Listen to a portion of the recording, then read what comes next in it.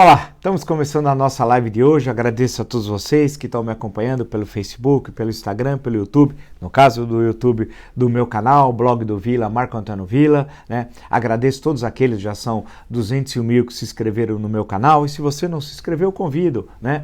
Que eu faça Blog do Vila, Marco Antônio Vila. Ative as notificações, que é importante, que avisa para você quando nós estamos postando novos vídeos. Utilize da parte dos comentários, coloque like no que vocês gostaram, né?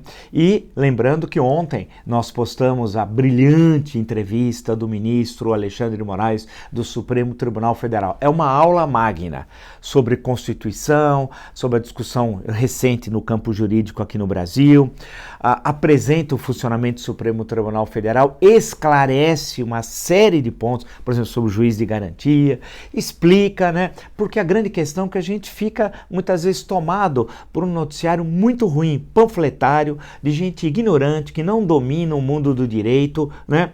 Mas que se arvora tranquilamente a ser uma espécie de Deus e sua obra no mundo do direito. Não tem a mínima ideia do que está falando e fala.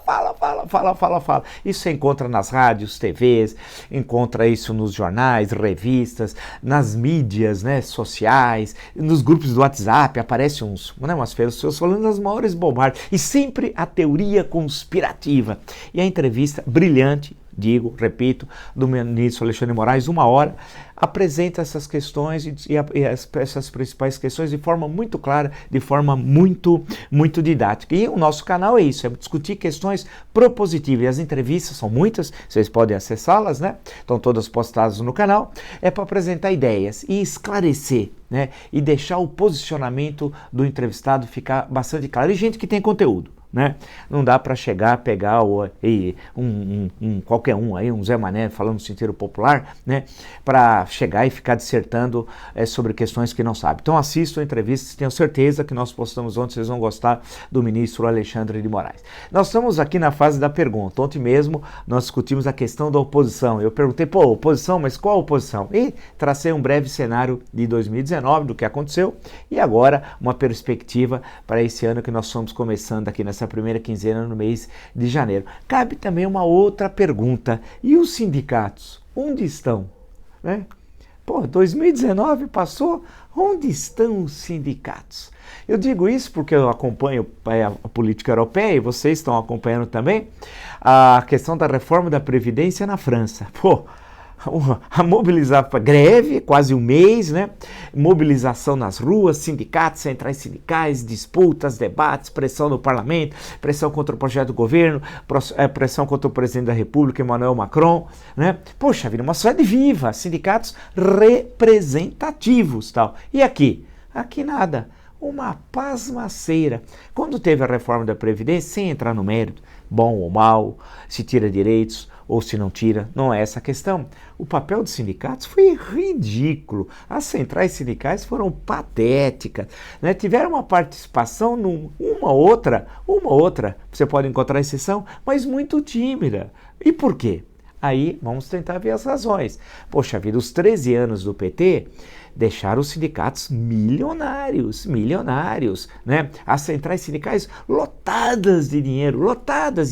E aí se descompromissaram do básico. Qual é o básico no sindicato? Defender o interesse dos trabalhadores. E como defender? Com ação política. Como é que você faz ação? Mobilizando os trabalhadores. E para mobilizar, como é que você faz? Tem de ir à fábrica, tem de ir ao escritório, em suma, depende do tipo de categoria que você representa. Mas os sindicalistas se entucharam lá, entraram nas sedes dos sindicatos, se abrigaram durante 13 anos muito bem, comendo bem, com muito dinheiro, com toda a estrutura, lotado de assessores, e não fizeram a tarefa básica da luta sindical, que é essa, né?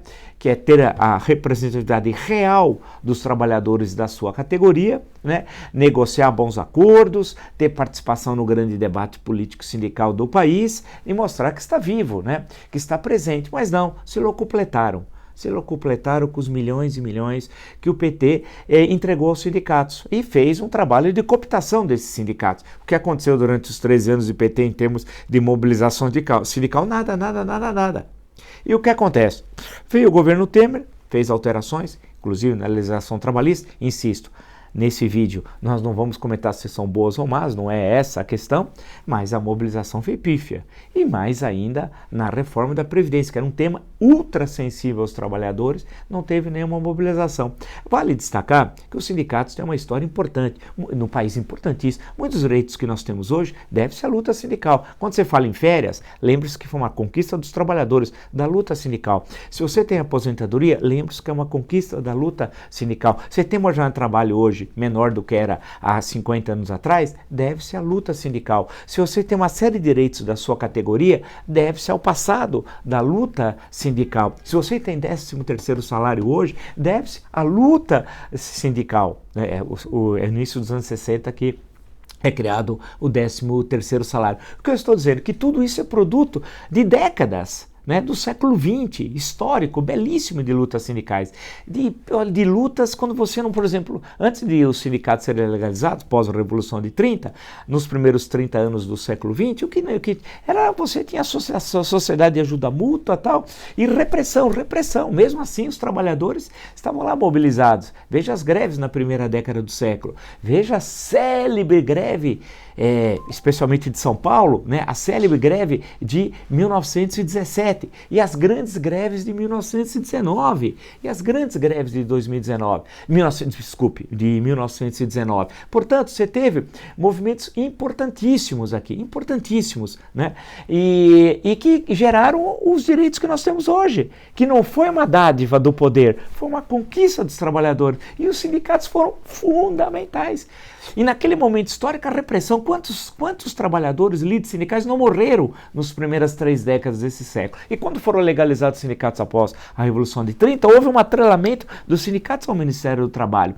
Mas mesmo assim, você tinha sindicatos representativos e que batalharam. Outro dia, estudando o ABC, poxa, em 1934, na fábrica Ipiranguinha, uma greve de 1 mês, puxa vida, lá em Santo André, né, as greves históricas que nós teremos depois, e aqui em São Paulo, em 1953, 1957, luta por direitos. 53 coincidiu com a eleição direta para prefeito. Depois, não tinha eleição direta para prefeito de São Paulo, no momento que Jânio Quadros vence e apoia os grevistas em 53.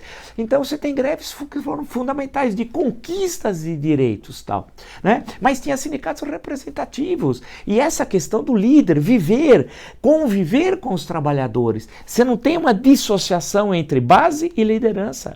E a liderança de gente muito rica, que acabou se dissociando do seu cotidiano, nas roupas, na alimentação, nas viagens, na moradia, no transporte, nos contatos cotidianos. Você criou uma burguesia sindical. Essa burguesia sindical foi cada vez se afastando mais da base.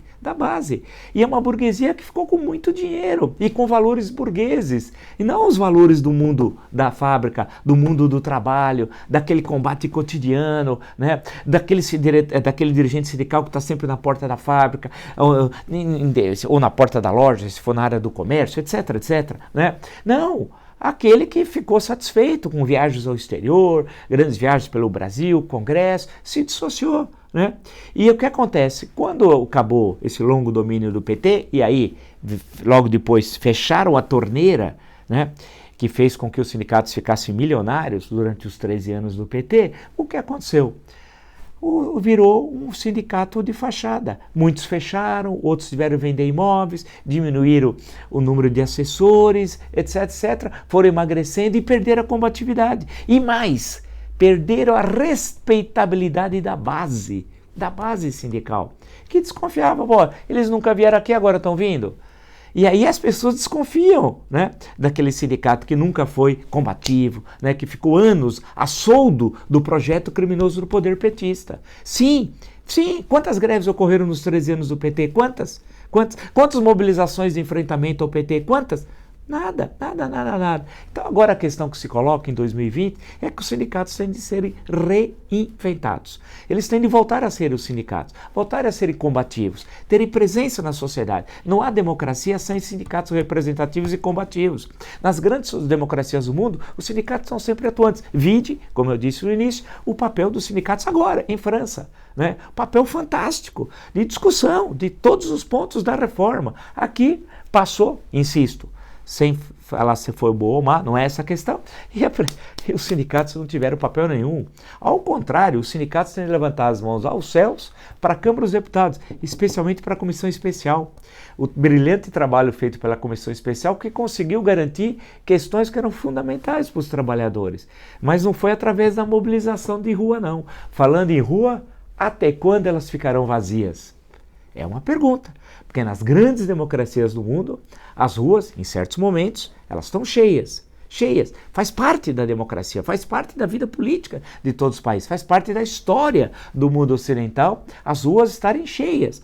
Quando a gente fala em cheias e mobilização, não é quebrar, destruir patrimônio público, destruir patrimônio privado, nada disso, né? Agredir pessoas, nada disso. É mobilização ordeira, combativa, e as ruas estão vazias e os sindicatos não conseguem mobilizar em ninguém hoje. E essa é a triste realidade. Se os sindicatos não se reinventarem rapidamente, eles tendem a desaparecer.